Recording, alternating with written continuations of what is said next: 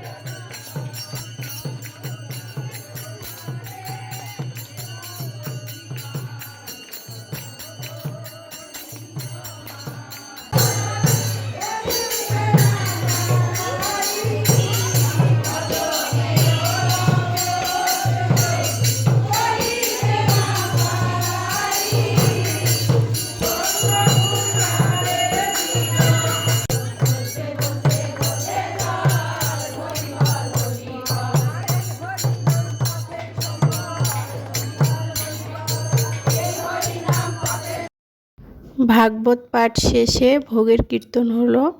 আর কীর্তনের পর কিন্তু এখন হচ্ছে মন্দির পরিক্রমা। তো সবাই মিলে মন্দির পরিক্রমা করছে আর কৃষ্ণ নাম করছিল।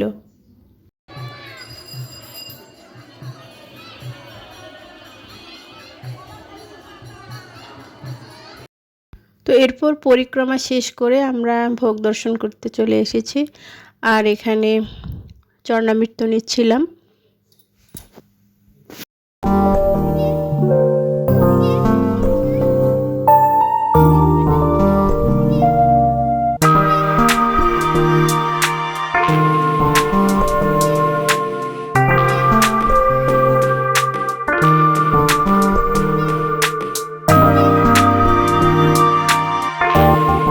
তো চরণামৃত নেওয়ার পর এখানে ভোগ দেওয়া হচ্ছিল, সারার ভোগগুলো সব একটার মধ্যে করে সবাইকেই দেওয়া হচ্ছিল, যেন প্রত্যেকটা মানুষই ভোগ পেতে পারে।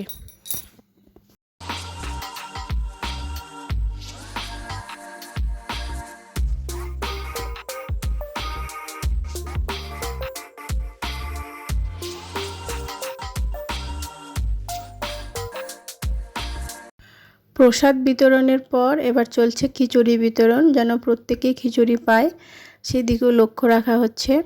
আর ওইদিকে কিন্তু রান্নাও চলছে এখনও। তো বন্ধুরা, আমি আর ভিডিওটি কন্টিনিউ করব না, আজকের মতো আমি এখানেই শেষ করছি। তো তোমরা ভালো থেকো, সুস্থ থেকো এবং আমার ভিডিও দেখো। তো আজকের মতো টাটা, বাই বাই।